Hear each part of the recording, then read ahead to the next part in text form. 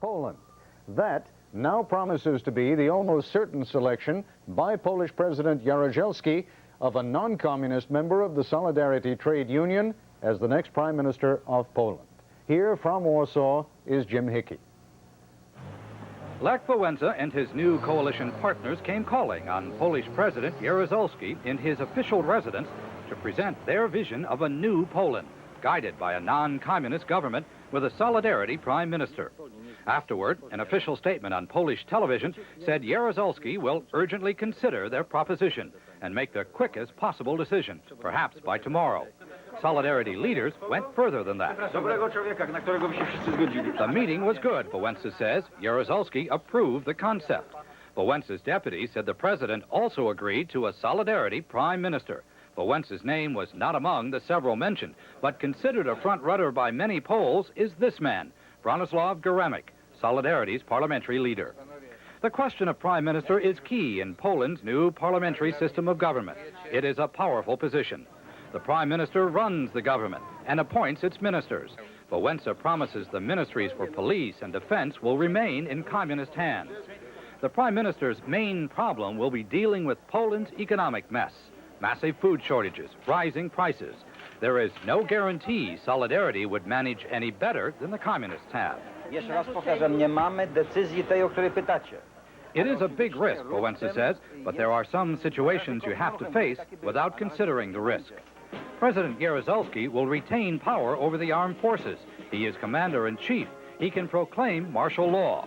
He also nominates the prime minister for parliamentary approval.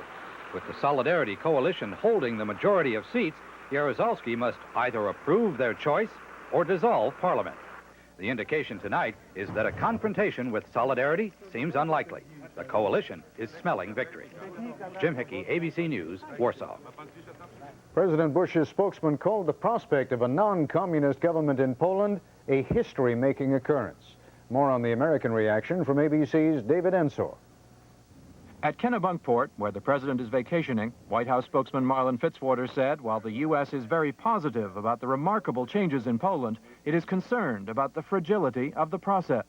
At the State Department, the spokesman's careful comments reflected concern, too, about how the Soviets might react. We welcome progress in the formation of a government which would enjoy broad popular support, but we emphasize that this continues to be a matter for the Polish people to decide. The Soviets seem to agree, at least in public. A spokesman today saying the formation of the Polish government is the internal problem of Poland.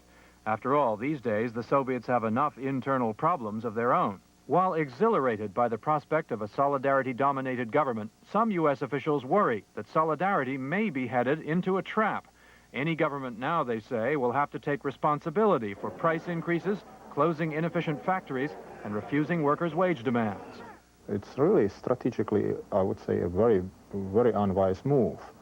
To speak in blunt terms, what's ahead is a very difficult period where any government that comes in has to undertake a lot of unpopular decisions. Administration officials say even if Solidarity does govern Poland, there will be no immediate change in the amount of U.S. aid offered to that country, which is modest. But they admit that pressure from Congress to help Poland more may grow considerably, with a Solidarity Prime Minister in charge. David Ensor, ABC News, the State Department. The Soviet Union has had to respond to its own internal pressures, some economic, some ethnic. Today, the Soviets said they would re-examine the basic laws that bind their 15 republics together. It's a response to the Baltic republics and others who say there is too much central control in Moscow. In a moment, new evidence that the AIDS drug AZT really does slow the onset of the disease. And later in this broadcast, an ABC News investigation of a Texas...